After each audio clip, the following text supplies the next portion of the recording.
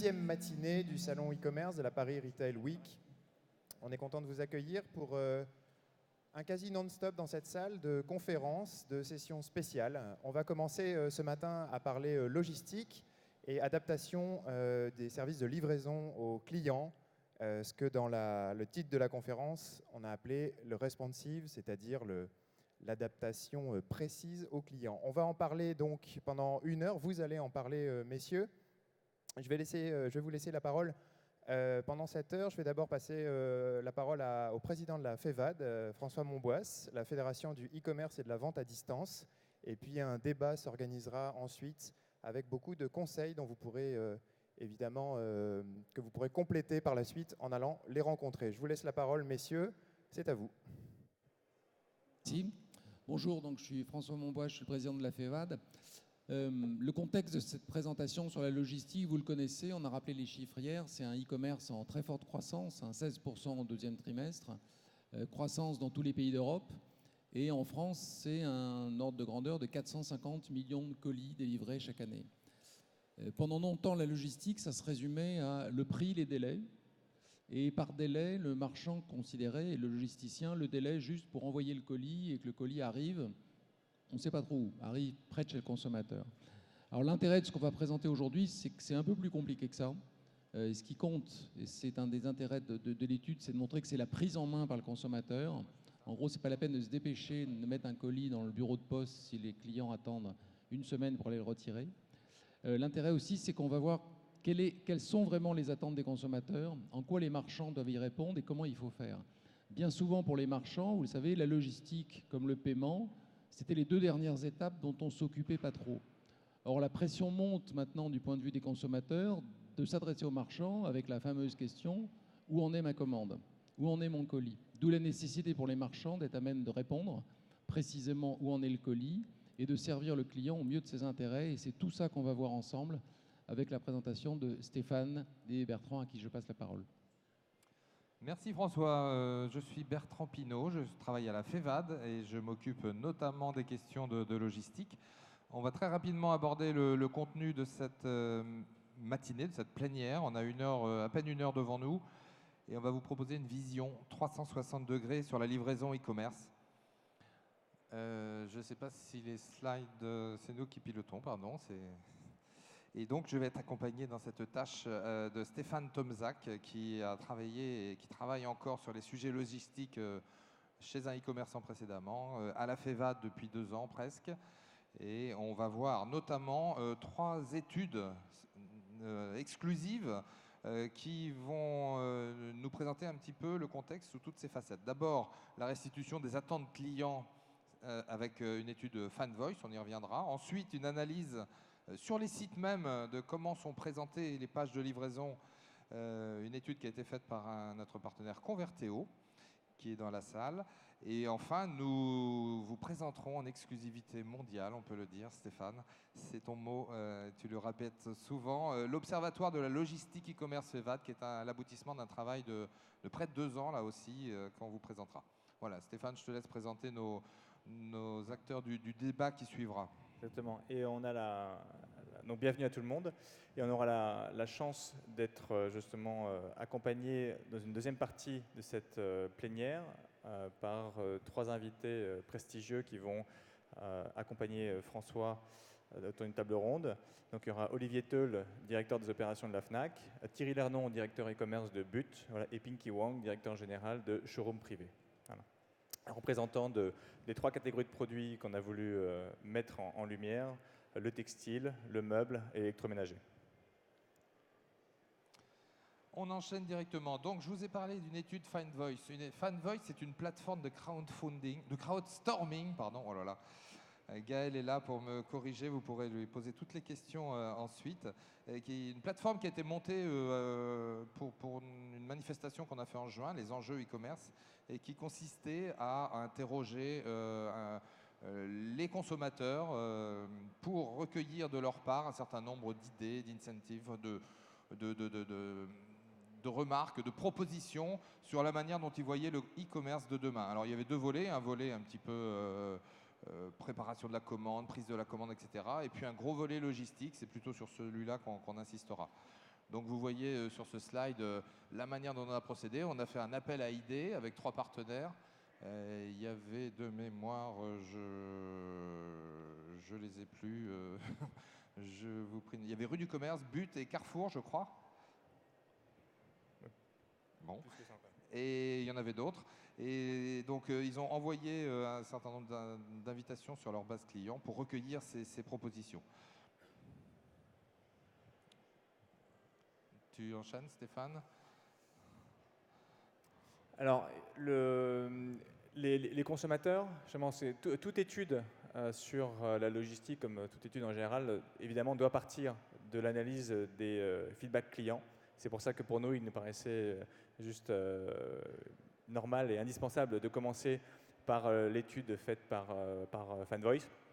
Et donc, les clients ont finalement eu des feedbacks très clairs. En fait, ce qui est remonté à travers justement toutes ces centaines d'évaluations où même les clients entre eux évaluaient leurs propres propositions, c'est en fait un besoin je dirais de simplicité. Voilà, de simplicité, on va dire. Le client aujourd'hui, il est hyper sollicité dans sa vie au quotidien et par, je dirais, la pléthore de sites. Et la FEVAD hier rappelait que justement le nombre de sites augmentait encore. Et donc, il faut une offre la plus claire possible. Voilà.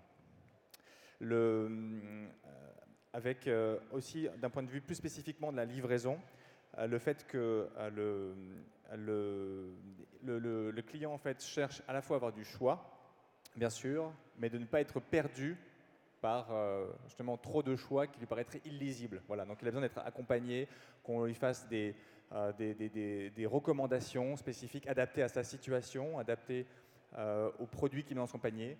Voilà, donc c'est tout ça que les consommateurs ont bien mis en exergue. J'ajouterais qu'on a eu, c'est passé un petit peu rapidement, on a eu à peu près 700 contributions sur cette plateforme et un tiers de ces contributions concernaient la logistique et la livraison. Et donc sur la livraison plus particulièrement parlé, Stéphane en a déjà un petit peu parlé, c'est une livraison agile, une livraison facile à suivre. Les internautes sont prêts à faire des efforts.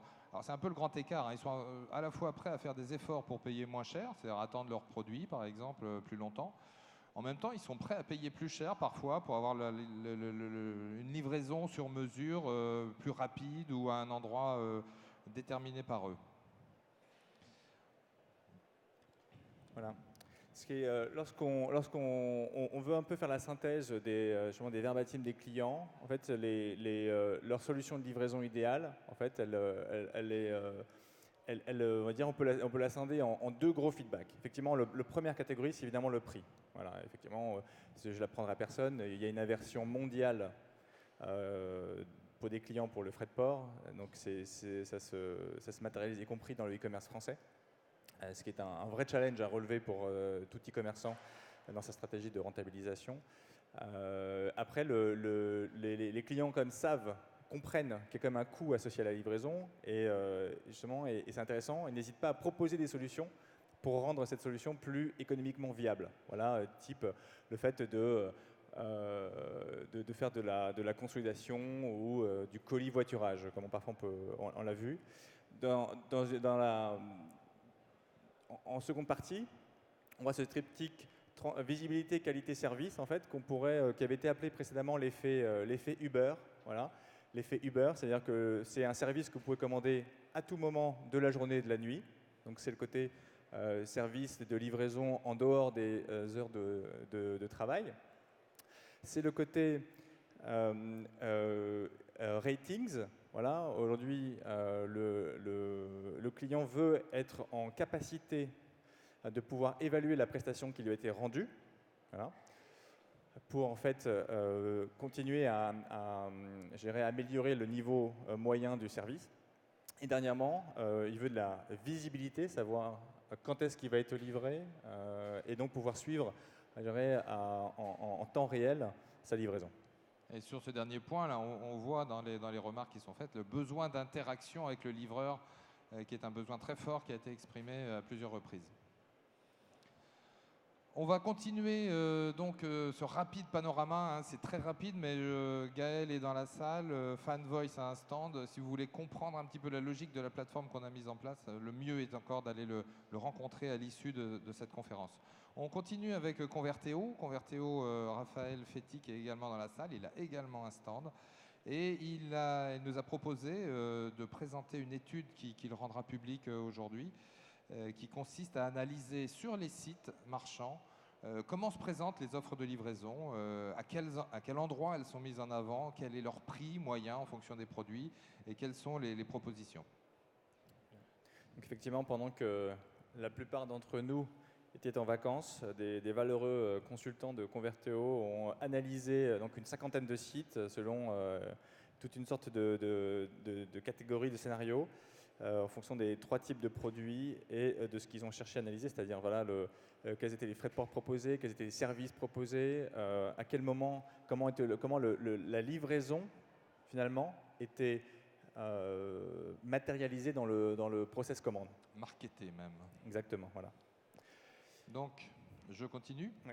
En un coup d'œil, hein, les 3 chiffres que Raphaël a souhaité mettre en avant avec nous. 81% des e-commerçants étudiés ayant un lieu de vente proposent le click and collect. C'est bien naturel, mais on pourrait imaginer que ce soit plus, mais il faut se remettre quelques années en arrière pour se dire que ce n'était pas du tout le cas. Exactement, et ça, je me permets de rebondir, c'est une vraie révolution, c'est une vague de fond même dans le e-commerce français. Ça, on va dire que historiquement, ça a plutôt commencé au Royaume-Uni. Ça a été suivi par les US, c'est revenu chez nous, et ça fait, je dirais, si cette étude avait été faite il y a 3 ans, ce chiffre-là aurait été proche de 0, vous voyez, et de 0, on est passé à quasiment l'ensemble des sites qui ont des points de vente. C'est juste phénoménal, c'est la tendance de fond de la logistique e-commerce en ce moment. C'est l'arme de lutte contre Amazon, l'arme fatale.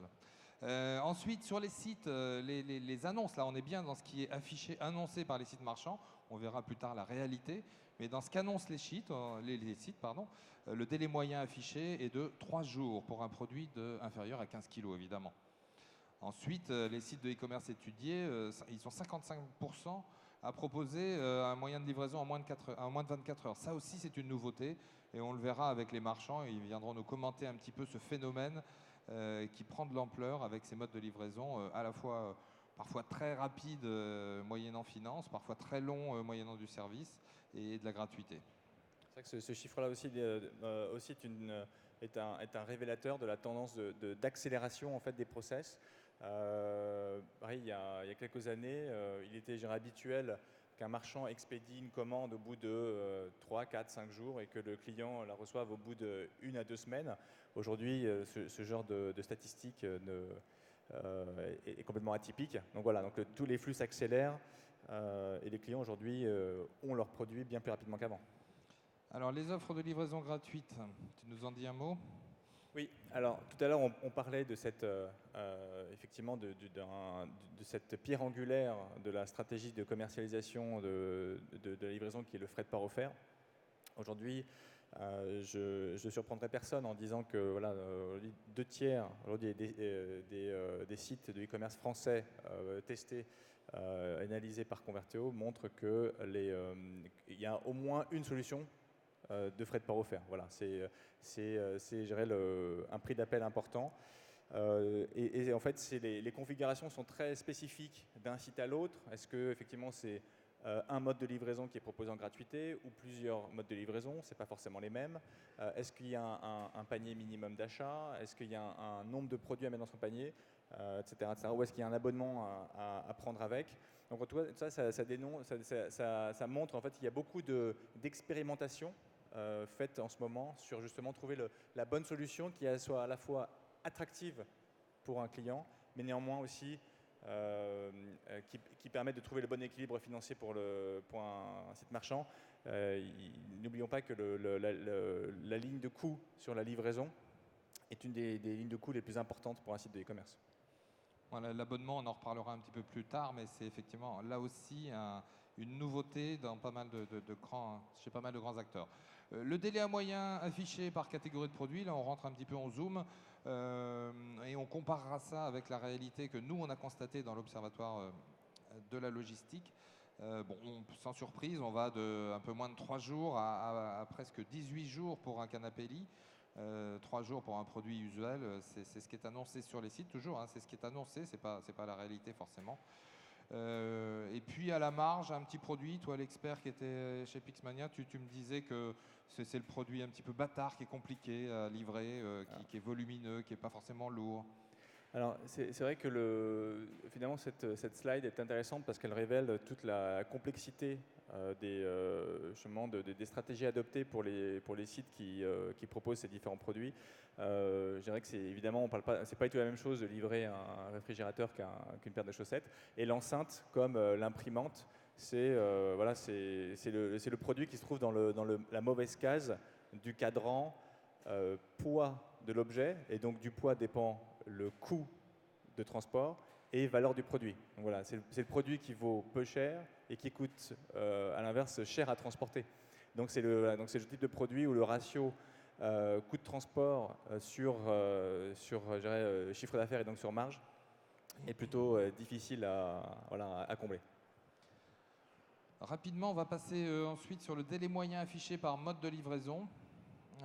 Donc là, on a des écarts évidemment, là aussi en fonction des types de produits. Je ne sais pas s'il y a beaucoup d'autres commentaires, comme on est un petit peu pris par le temps.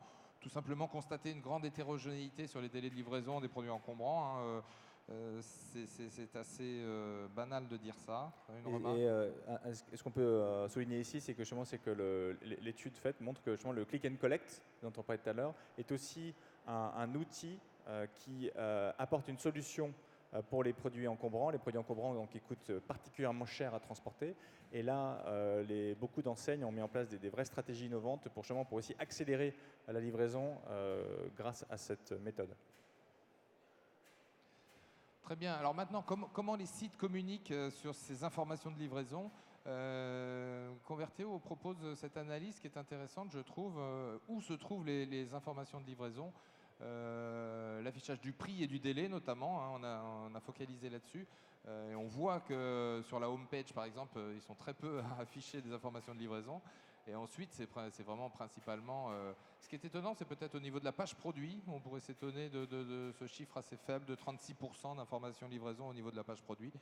Même le chiffre qui m'a le plus vraiment surpris pour ma part, c'est le 79% de la livraison. Finalement, on aurait pu s'attendre à ce que 100% des sites communiquent clairement sur le prix, le délai et le mode de livraison sur la page livraison. Ce n'est pas forcément le cas. Peut-être ça témoigne encore d'un effort à accentuer de la part de certains sites sur le fait de faire un travail de pédagogie. Aujourd'hui, on voit bien que les solutions de livraison ne sont pas forcément suffisamment marketées, suffisamment expliquées. Ça peut aussi générer justement une frustration de la part des clients qui ne savent pas exactement à quoi s'attendre, comment recevoir leurs produits. Donc voilà, la satisfaction d'un client, la satisfaction d'un client vient aussi de son attente, hein, qu'on mesure par le Net Promoter Score. Et c'est typiquement à cet endroit-là qu'on peut aussi avoir un impact très concret sur son Net Promoter Score. Voilà, en expliquant mieux la prestation qui va être réalisée. J'accélère parce que le temps passe très vite. Plus spécifiquement sur les infos de livraison gratuite, où communiquent là aussi les sites. Donc là, on a pris la part des acteurs étudiés qui mettent en valeur leur offre de livraison gratuite et on voit que là, ils sont un peu plus présents sur la homepage. Attention quand même, parce que la communication est risquée sur cette page. Si tous les produits ne sont pas éligibles à cette gratuité, il faut faire attention quand on communique en home que l'information ne soit pas déceptive une fois que le client est rendu dans son panier ou dans sa page livraison et qu'il doit découvrir à ce moment-là qu'il y a des frais de livraison. Je propose de passer. Voilà, donc, et le dernier insight révélé par cette étude Converteo, c'est donc aujourd'hui, pareil, une tendance aussi de fond à la généralisation des abonnements qui, pour quasiment tous, contiennent une offre de livraison gratuite. Voilà, c'est souvent d'ailleurs l'avantage le plus, je dirais, plébiscité de ces cartes. donc la livraison gratuite. Et donc aujourd'hui, c'est un acteur sur 5 testé par cette étude qui en propose, voilà, avec quelques exemples en bas. Fnac pourra nous commenter effectivement la stratégie en la matière tout à l'heure. Voilà. On va attaquer ce qui nous est plus proche, à Stéphane et à moi et à la FEVAD, qui est cet observatoire logistique e-commerce que l'on a lancé, sur lequel on travaille depuis 1 an et demi maintenant, sur lequel on avait commencé à communiquer à Monaco et que l'on vous propose de découvrir aujourd'hui avec des résultats qui seront disponibles sur le site de la FEVAD et sur le site de Deliver, l'opérateur tenu par Stéphane qui s'occupe de cette plateforme pour le compte de la FEVAD. Très rapidement, la méthode. Alors la méthode. On a mis ici un derrick de pétrole, parce que faut vous imaginer que la donnée sur la livraison, elle est particulièrement difficile à extraire. Voilà. C'est comme du pétrole qu'on va chercher dans les souterrains. Voilà, donc on allait chercher l'équivalent de 40 millions de commandes, 40 millions de livraisons. Voilà. Ces 40 millions de livraisons sont faites par 25 transporteurs, donc c'est à peu près, voilà, pour vous donner un ordre de grandeur, 40 millions, pour mettre ça en perspective avec les chiffres annoncés par François tout à l'heure, c'est à peu près un petit 10% du e-commerce en France. 25 transporteurs, c'est à peu près tous les transporteurs actifs en e-commerce en France.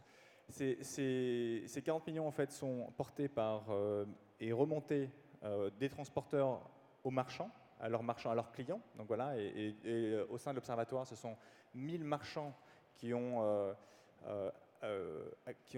collaborent à l'observatoire et qui ont accepté de transmettre de manière anonyme leurs données.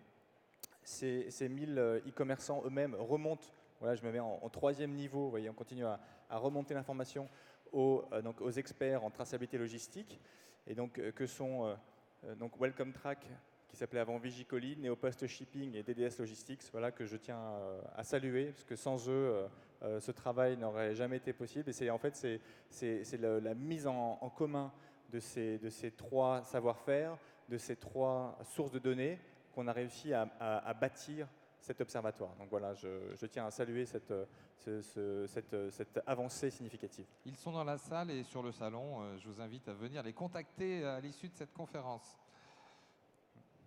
Je continue peut-être. Donc ces 3 experts-là, on a mutualisé les données de ces 3 experts pour alimenter une base de données. Et grâce à un outil de BI, on peut analyser ces 40 millions de colis sous tout un tas d'angles. Et à cet outil de BI aussi, qui est porté par un outil qu'on trouve formidable, qui s'appelle Logmatic. Voilà, Logmatic qui est aussi présent dans la salle et qui en fait nous a permis justement d'agréger cette complexité, de traiter, voilà, et en fait c'est un outil qui nous permet en un claquement de doigts justement de traiter ces dizaines de millions de commandes. Donc voilà, donc c'est vrai que c'est aussi la conjonction entre cette technologie et cette base de données qui permet aujourd'hui de créer l'observatoire. Alors avant de rentrer dans les données, rapidement encore un point méthodologique.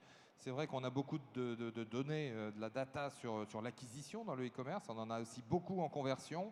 Au niveau de la livraison, c'était à la fois plus complexe, plus disparate et moins objectif. Donc cet observatoire apporte, on va tenter de combler ce déficit et de vous proposer une donnée big data collaborative post-commande, la première au monde. Ça c'est Stéphane avec son côté enflammé qui nous abreuve de grands mots. Mais vas-y, tu peux peut-être... En fait, ce que ça veut dire, effectivement, ça peut paraître un peu jargonnant, mais c'est-à-dire que comme vient de le souligner Bertrand, aujourd'hui, la big data se concentre essentiellement sur des outils de géolocalisation, principalement grâce à un smartphone, grâce à nos navigations, c'est-à-dire à partir du moment où, effectivement, on ouvre un navigateur, à ce moment-là, on sait tous qu'on a des dizaines de capteurs qui sont pointés sur nous, voilà. Ensuite, ces capteurs, je dirais, ils sont pointés sur nous jusqu'au moment où on passe commande sur un site e-commerce. Passé le moment où on clique buy, plus rien. Et pourtant, la donnée elle existe. Chaque produit, lorsqu'il passe en préparation de commande, il est scanné une demi-douzaine de fois. Vous voyez, entre le moment où le logisticien il prend la commande et il l'expédie, il le remet dans un camion.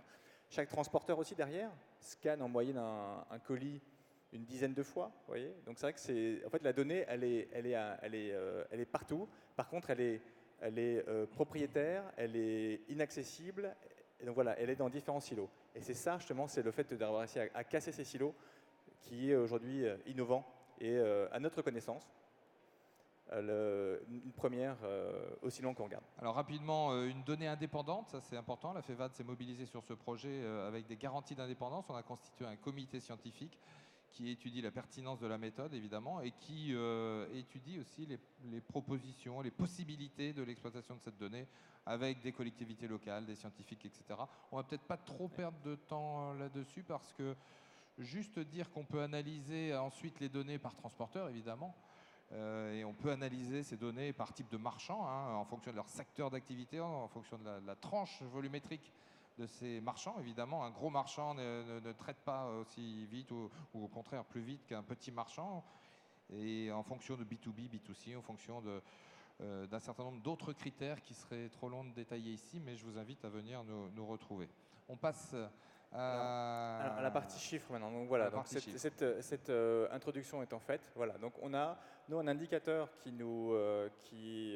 qu'on trouve très pertinent, voilà, et qui est pareil assez peu, qui est assez intuitif, mais en même temps très peu analysé. C'est le click to possession. Voilà. Le click to possession, donc là, c'est le délai qui court entre la commande, hein, et ça parle à tout le monde parce que je suppose que vous êtes tous consommateurs sur Internet.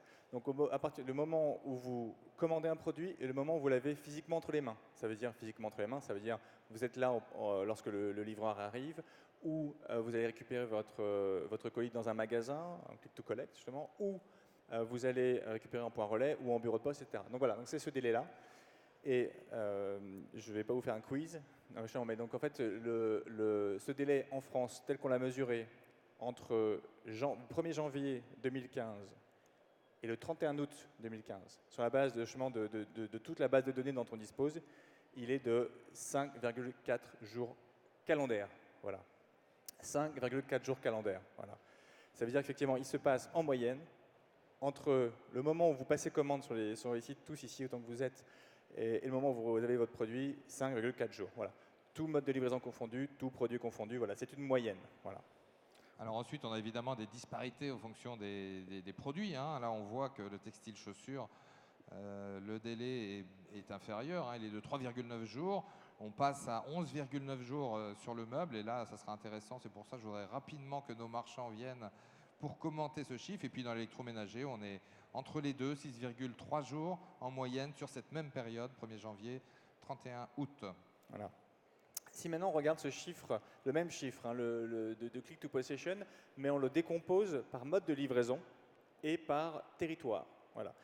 Qu'est-ce qu'on se rend compte? C'est qu'effectivement, on réalise que finalement, le mode de livraison le plus rapide, c'est le point relais express. Voilà, parce qu'effectivement, il y a deux livraisons au point relais. Il y a le point relais 24 heures et le point relais, je dirais, 48 heures, 48-72 heures.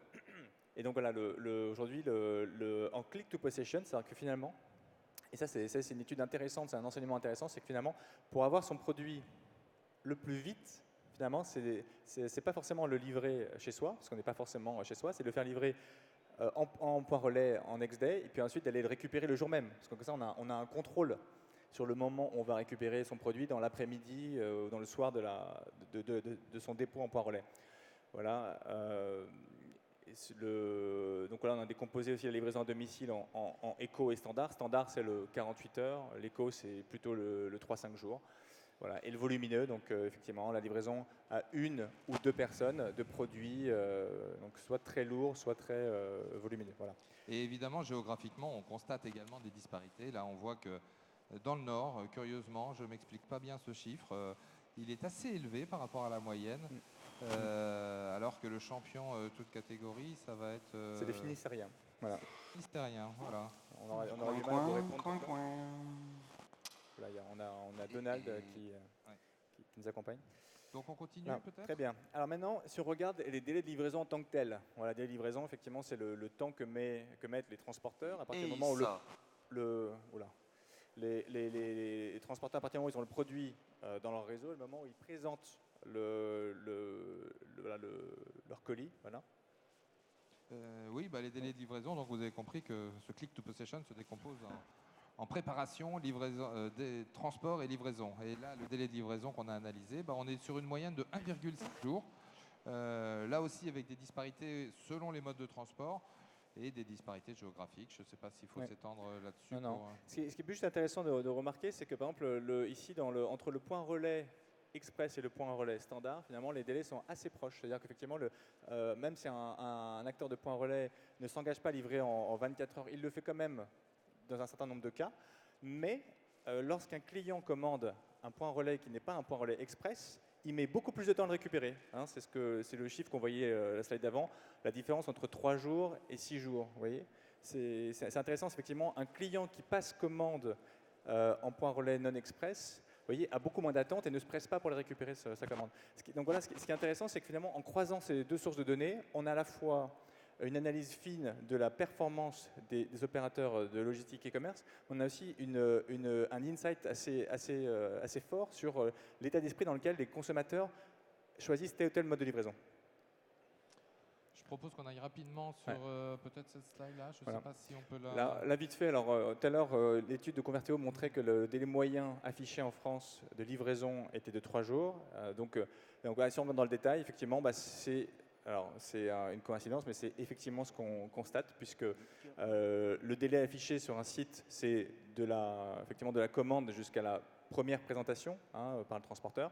Et donc si on le décompose, alors c'est une totale coïncidence, justement, c'est ça qui est intéressant, c'est qu'en fait on se rend compte que les marchands en moyenne sur l'échantillon dont on dispose de plusieurs millions de commandes quand même, mettent 1,4 jours ouvrés en moyenne à expédier une commande, voilà. Et donc on retrouve les 1,6 jours donc on vient d'évoquer maintenant, transport. Donc ça aussi, je pense que ce qui est intéressant, c'est qu'on voit surtout, je dirais, sur la partie expédition, encore des possibilités d'améliorer encore le service. Alors effectivement, un meilleur service ne veut pas systématiquement toujours dire un service plus rapide. Néanmoins, aujourd'hui, on peut quand même s'attendre à ce que ce délai d'expédition se raccourcisse, voilà, et que les marchands continuent à accélérer leur process. Ouais, je dirais juste que cet observatoire n'a pas vocation à stigmatiser les transporteurs. C'est au contraire un outil d'analyse de tous les acteurs de la chaîne, et notamment les e-commerçants qui ont du travail à faire. On le voit sur cette slide pour mieux préparer leurs envois.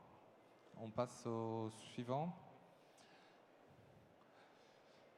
Le taux de livraison réussi de la première tentative, ça c'est un chiffre que je vais peut-être te laisser commenter. Alors, et ce sera notre dernier chiffre, parce que on ne va pas vous abreuver de chiffres, mais en tout cas c'est juste pour vous montrer en fait toutes les données qu'on peut extraire de l'observatoire, de la logistique e-commerce FEVAD. Donc voilà, donc là il y a aussi un chiffre qui peut être qui est intéressant dans le sens où qui est aujourd'hui encore assez peu utilisé dans l'analyse des performances opérationnelles, c'est le taux de succès en premier passage. C'est-à-dire effectivement, dans 100 livraisons qui sont faites, combien aboutissent à une livraison effective du premier coup. Voilà.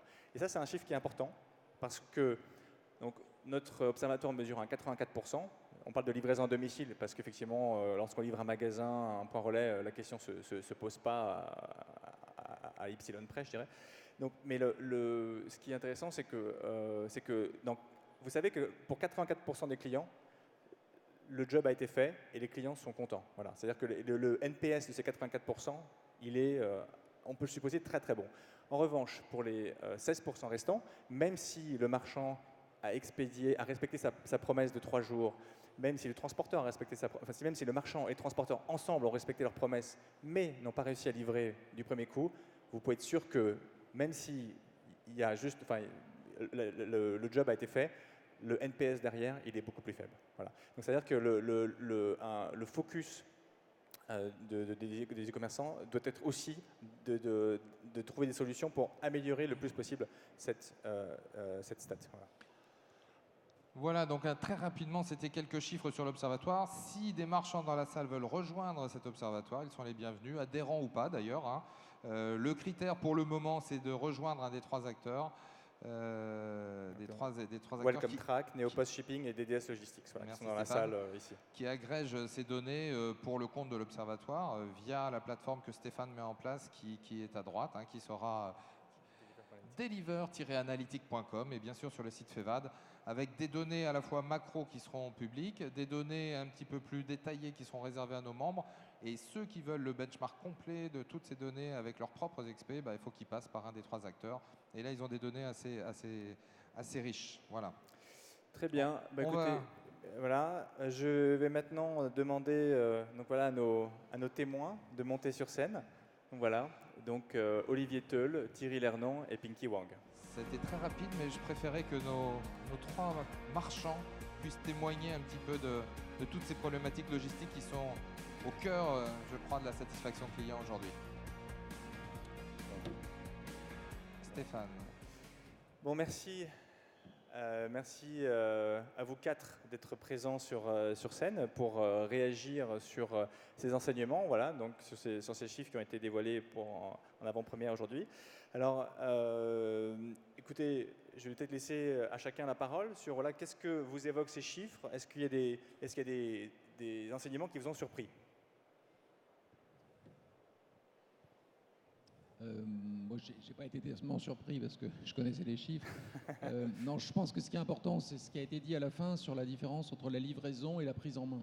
C'est-à-dire que c'est une différence essentielle, comme ça a été expliqué. Tous vos clients n'ont pas les mêmes attentes en termes de livraison, en termes de délai. Et il faut bien savoir, client par client, et ce n'est pas facile, mais je pense qu'on va en parler, proposer une diversité de solutions de livraison, on peut répondre à ça. Il y a des clients qui vont être pressés, des clients qui ne vont pas être pressés. Le dépôt en magasin ou le dépôt dans un point de collecte permet au client de maîtriser la date où il va chercher le colis. Et c'est une grande source de calme pour les clients. C'est eux qui maîtrisent, ce n'est pas un transporteur à attendre. Ça, c'est important.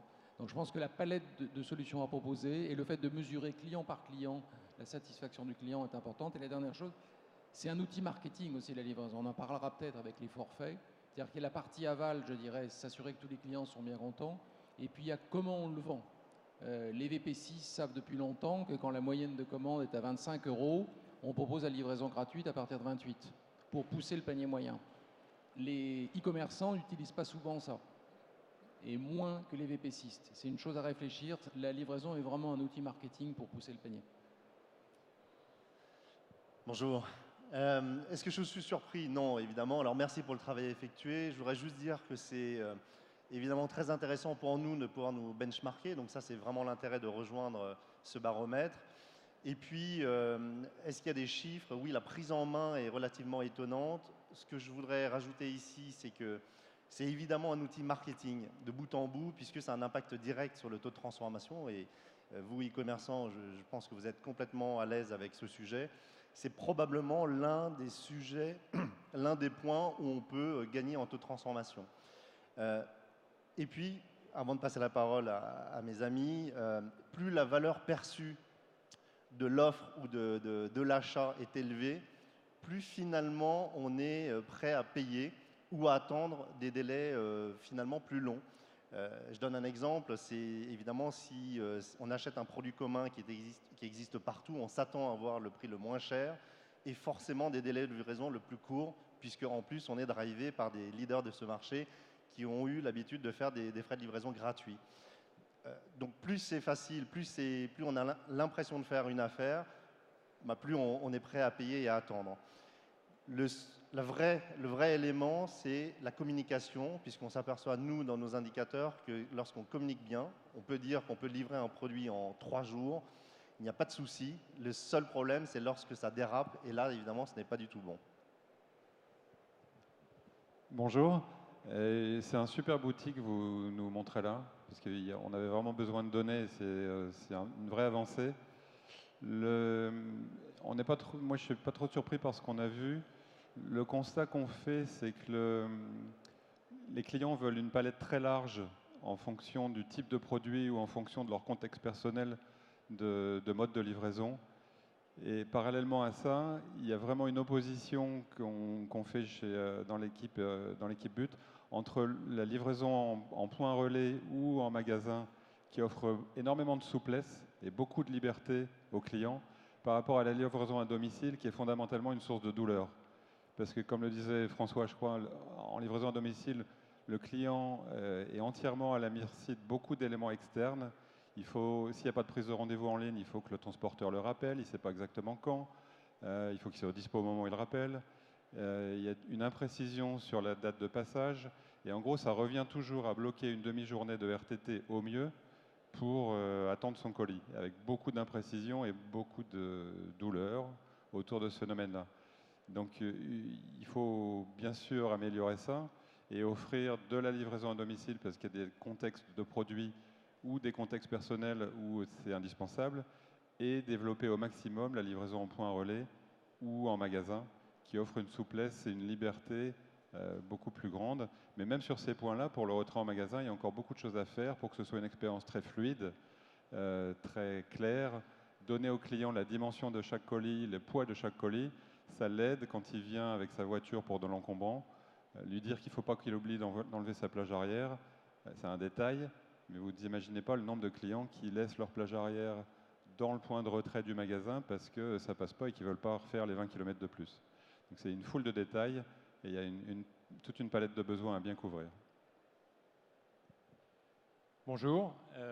C'est dit, beaucoup de choses ont été dites, donc difficile en tout cas d'apporter des éléments radicalement différents. Non, je crois qu'il y a deux volets vraiment qui sont éclairés par cette étude. Un, on voit bien qu'il y a une segmentation des besoins, une segmentation de ce que demande le client aujourd'hui dans l'ère multicanal, avec une émergence très forte des offres de services en lien entre le magasin et l'Internet. Et nous, c'est un des axes très importants de notre stratégie depuis plusieurs années, hein, puisque maintenant, 45% du chiffre d'affaires du web a un lien très fort et retiré en magasin.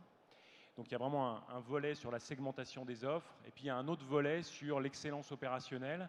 Et on voit avec ces données aujourd'hui que il y a encore beaucoup de travail pour nous tous, beaucoup de travail dans les entrepôts, beaucoup de travail aussi pour les transporteurs. Alors là, je pense que c'est les premières données qui mériteront d'être analysées, digérées, mais c'est paradoxal de voir que dans le Nord, on n'a pas le même délai de livraison que dans le Morbihan, qu'en fonction des modes de livraison, il y a des écarts qui sortent. Alors c'est des données brutes qui mériteront plus d'analyse, mais je crois que ça veut dire finalement qu'il y a beaucoup d'améliorations pour le consommateur à venir, beaucoup de leviers d'amélioration pour nous tous. Donc moi je pense ça comme en fait un commencement et puis finalement une grande note d'espoir. Merci Olivier. Pour vous trois ou vous quatre même, enfin vous trois parce que c'est plus une question marchand, les consommateurs donc réclament à la fois, on l'a vu, du service et de la gratuité des frais de port. Comment conciliez-vous les deux? Et notamment, Olivier, si tu as le micro, tu peux continuer. Cette offre d'abonnement, quelques commentaires. Je pense qu'il y a différentes attentes des consommateurs, différents consommateurs, différents usages aussi. C'est-à-dire que quand vous êtes très pressé parce que vous partez en vacances ou vous avez un besoin urgent, un anniversaire, vous n'avez pas forcément le même rapport à la livraison que quand c'est un produit pour lequel vous êtes moins pressé. Donc en face de ces besoins-là, on construit toute une offre de services. Il y en a un premier service qui est difficile à battre, c'est le retrait 1 heure en magasin. Donc ça, c'est quand même... vous êtes sur votre smartphone et vous pouvez aller chercher un produit dans une Fnac dans 1 heure. Et ça, c'est gratuit en plus. Donc ça, c'est quand même, je dirais, un peu l'arme absolue. Et puis à côté de ça, derrière, il y a tout un tas de services complémentaires. Vous pouvez vous faire livrer chez vous, vous pouvez vous faire livrer gratuitement dans une Fnac ou dans un relais colis si vous n'avez pas une Fnac près de chez vous. Et puis même, vous pouvez vous faire livrer chez vous avec des délais de plus en plus rapides, puisque la totalité du catalogue Fnac, quand vous êtes en région parisienne, vous pouvez l'avoir le jour même. Et pour ceux qui sont vraiment pressés, on a été les premiers en France à lancer en fin d'année dernière une livraison en 3 heures chrono, qui est celle qui obtient des taux de satisfaction absolument incroyables auprès des consommateurs. Voilà, donc je dirais tout un tas d'offres en fonction des besoins de chacun et en fonction des usages de chacun. Donc je pense ce qui est sûr, c'est qu'il n'y a aucune réponse universelle qui fait tout dans ce domaine, puisque ça dépend des attentes et ça dépend des usages. Voilà. Peut-être Pinky, le seul pure player de... comment on concilie le service et le prix quand on est pure player, quand on n'a pas de magasin pour livrer? Ce n'est pas facile en fait. Je pense que le vrai gagnant est le consommateur aujourd'hui. C'est tant mieux pour le moment. La réalité, c'est que les transporteurs, nos amis transporteurs, ont un rôle assez difficile parce qu'on va leur demander plus de qualité, plus de précision, plus de data, et tout ça en permanence avec des coûts moindres. Donc, et le client ne le ressent pas forcément. Et on est encadré par évidemment une habitude de consommation qui est par les leaders aujourd'hui qui ont lancé le pas sur la gratuité des frais de port. C'est vraiment problématique. Alors, comment est-ce qu'on le fait aujourd'hui? On n'est pas encore tombé dedans, c'est-à-dire qu'on fait des opérations de frais de port gratuits parce que c'est vraiment un outil marketing. Je vous donne un exemple. Aujourd'hui, dans tous les tests que nous avons pu faire, il est plus intéressant de faire une opération frais de port gratuit que de baisser directement le prix frontal d'un produit, par exemple de 10%. De 10%. Donc, c'est évidemment un outil marketing. Et c'est là où ça devient complexe, puisque si on enlève la facturation des frais de port, c'est évidemment un impact très élevé. Ça dépend du panier moyen, mais imaginons que vous êtes sur un panier moyen de 200 €, évidemment, vous allez toucher à peu près 5% de marge. Donc, on sait que sur certains secteurs, vous n'avez pas 5% de marge. On en a plus, on a cette chance, mais c'est une vraie complexité. Donc, on monitore tout ça. Et les tests que nous essayons de faire dans certains pays où on est encore beaucoup plus sensible, évidemment, les astuces font qu'on essaie de remettre évidemment un peu plus de marge dans le produit. Donc c'est pas facile, on monitore, on ne sait pas ce que ça va donner dans les années à venir. En tout cas, c'est une réelle habitude et une attente des consommateurs. Donc malheureusement, j'aurais tendance à dire qu'à un moment donné, on va peut-être être obligé d'y aller.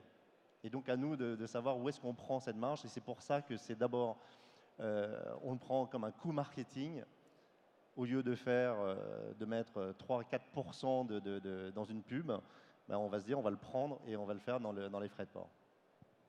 C'est intéressant ce que tu dis, Pinky, ce que tu introduisais sur l'Europe. Toi, François, tu es président aussi de e-commerce Europe, une fédération qui regroupe 17 associations de e-commerce européennes que tu as créée il y a 3 ans, co-créée.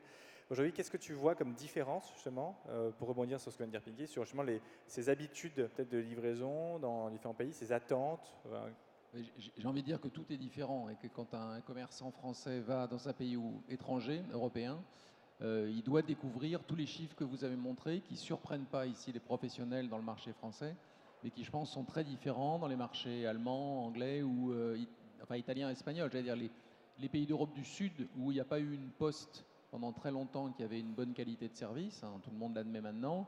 Il y a eu un plus gros scepticisme de la part des clients vis-à-vis d'offres de livraison rapide. Les gens simplement n'y croient pas. C'est en train de changer tout doucement, les gens n'y croient pas. Souvenez-vous qu'Amazon en Italie a offert le cash on delivery quand ils ont ouvert le marché italien. Ils n'ont pas fait par plaisir, ils étaient obligés de faire ça parce que les Italiens avaient un problème au fait de payer aujourd'hui pour recevoir quelque chose, peut-être dans 3-4 jours. Donc chaque marché est vraiment différent, d'où l'intérêt de cet observatoire européen. Alors ce qui ne change pas, comme ça a été dit, c'est les gros géants américains, Amazon, eBay, soyons clairs, qui proposent, Amazon c'est le cas déjà, le système de forfait et toutes les livraisons sont gratuites pour essayer de lever et d'utiliser en marketing cette offre. Et vous avez peut-être lu que eBay est en train de proposer ça en Allemagne. Un forfait de 20 €, je crois, 19,90 € contre livraison en 2 jours et retour gratuit. Et comme l'a dit Pinky, ça met une pression concurrentielle sur tous les autres marchands.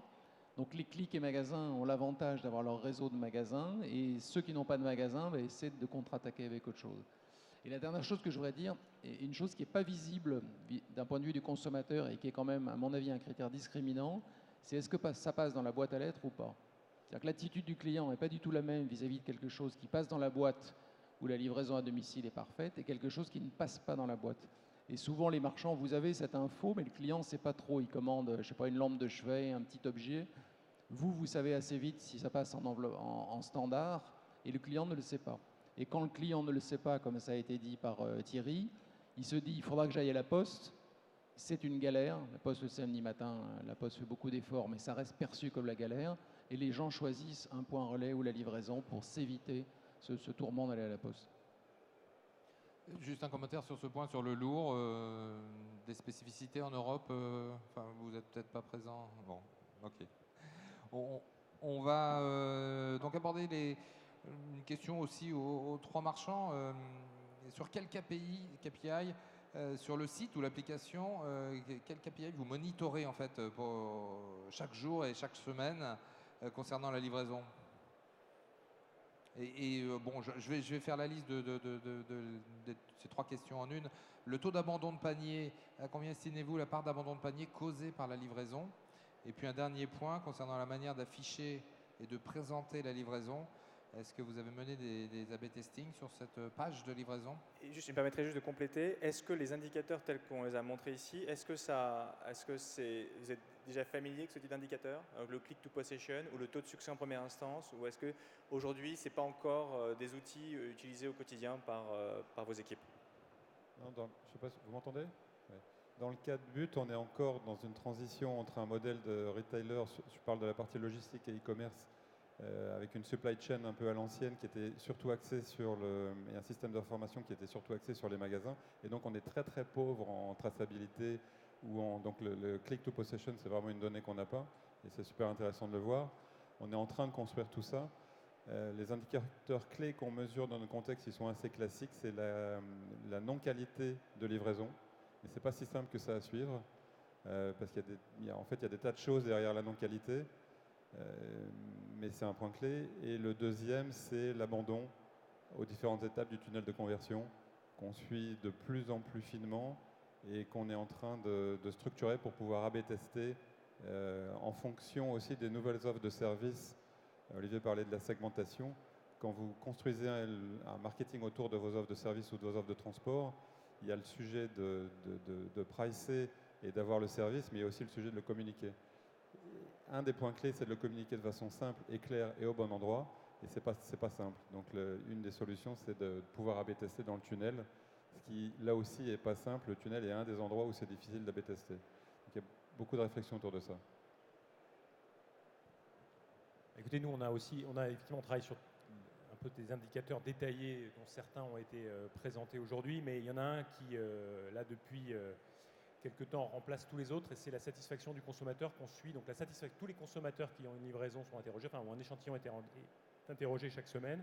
Et donc, tous les lundis, on a le NPS, le Net Promoter Score des livraisons, avec analyse des verbatim. Et donc, c'est grâce à ça qu'on pilote, et donc, finalement, on pilote la satisfaction du consommateur. Je dirais qu'après, les indicateurs techniques qu'on a vus peuvent être des explications sur ce qui se passe, mais nous, dans le cadre de notre plan stratégique, effectivement, c'est vraiment la satisfaction du consommateur, à la fois en magasin et quand il se fait livrer chez lui, qui est la boussole essentielle. Et l'A/B testing sur les pages de livraison, non, c'est pas des choses... Si, bien sûr, mais... Oui, non, pas grand-chose à rajouter. Le NPS est évidemment bien utilisé chez nous, de bout en bout, puisqu'on sait que la chaîne transport n'est pas uniquement que le transporteur. Donc nous, on est bien de la préparation jusqu'à la remise du colis à nos amis transporteurs, jusqu'au bout. Et le click to possession, pour répondre, n'est pas actif partout, puisqu'on a du mal à obtenir tout ça en permanence. En revanche, on a vraiment maintenant un timing assez précis par catégorie de produits à la vente, puisque nous, on est sur des ventes flash, donc, qui durent très peu de temps, 7 jours en moyenne. Et on arrive à monitorer la typologie des produits. D'ailleurs, nos partenaires préparateurs de commandes, entre Dispeo et les autres, donc on fait ce cercle vertueux pour étudier ce qui s'est passé réellement. Donc oui, on est bien couvert en data aujourd'hui. On a encore plein de questions, mais le temps tourne. Stéphane, peut-être une ou deux questions à nos marchands encore ? Juste, je serais très intéressé d'entendre tous les quatre, peut-être dire. On entend aujourd'hui les marchands rentrent dans une logique de plus en plus quantitative, avec de plus en plus de data, etc. Et on espère nous-mêmes aussi à notre modeste échelle y contribuer. Aujourd'hui, donc là, on a entendu aussi, et c'était intéressant de la part notamment des clients Finevoice, un peu de la frustration sur leur expérience de livraison. Aujourd'hui, selon vous, qu'est-ce qui pourrait disrupter, pour prendre un terme à la mode, la livraison, voilà, et ou bien quelle solution aimeriez-vous voir arriver pour servir vos clients, pour servir les clients du e-commerce ? François, question compliquée. Je ne sais pas si les consommateurs ont envie de disruption dans la livraison. Je crois qu'ils ont envie que ça se passe bien. Et le focus doit être collectivement sur les 14% de gens qui n'ont pas la première prise en main à la première livraison. Parce que pour eux, c'est galère. C'est un petit papier dans la boîte, il faut recontacter le transporteur ou la société, un autre rendez-vous. Je suis sûr que l'objectif commun de tous les sites, c'est de réduire ce 14%. Parce que c'est ceux qui vont dire, oui, le produit était bien, c'était pas cher, mais alors après, j'ai mis 4 jours à le récupérer, c'était compliqué, je suis allé à une plateforme, je ne sais pas où. Donc c'est tout faire pour faciliter la prise en main et réduire cette prise en main à un délai qui fait que le client soit content et que la livraison, le problème c'est que quand ça se passe bien, tout le monde trouve ça normal et quand ça se passe mal, ça devient un irritant énorme. Donc c'est réduire cet irritant pour que le client soit content de la proposition. Je ne sais pas si c'est une disruption, mais ça c'est déjà énorme à mon avis. Oui, moi Moi, je rejoins François. Il n'y a pas vraiment des disruptions pour le moment attendues. Le premier point, c'est de tenir nos engagements. Ça, c'est le premier point essentiel. C'est au bon prix. Alors malheureusement, parfois, c'est plutôt le bon prix pour certains, c'est que gratuit. Et puis la précision dans la communication. Je terminerai sur une blague qui tourne en ce moment sur Internet, qui est issue d'une expérience qui est plus dans le meuble d'ailleurs, hein, qui est un transporteur qui appelle pour prendre rendez-vous et qui lui demande le client lui demande quand est-ce que je peux être livré, et lui dit entre 8h30 et 13h. Et donc le client répond, le transporteur dit où est-ce que vous êtes précisément, et le client répond je suis entre Paris et Perpignan. Donc je terminerai là-dessus, c'est tenir nos engagements. La disruption peut-être, c'est justement de pouvoir choisir précisément les horaires. Dans les études, je ne suis en revanche pas persuadé que les gens veulent vraiment un service de livraison au-delà d'une certaine heure, parce qu'il y a beaucoup de transporteurs qui ont tenté, et en réalité, après une certaine heure, 20h, 20h30, on a besoin de se retrouver en famille, on n'a pas besoin de se faire livrer des produits. Donc ça, c'est... Voilà. Une disruption, c'est les créneaux ultra courts. Donc le standard aujourd'hui, c'est souvent la journée. La demi-journée est très répandue aussi.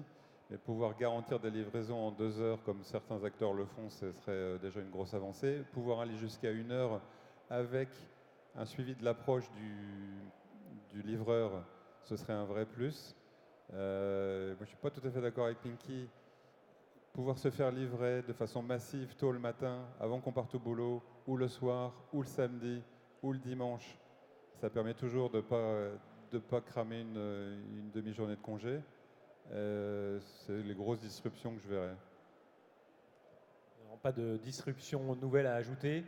Je crois aussi on a vu avec l'Observatoire tout un tas de données sur lesquelles on peut travailler. Et peut-être que je crois que c'était le Tarn-et-Garonne attendait un peu de disruption.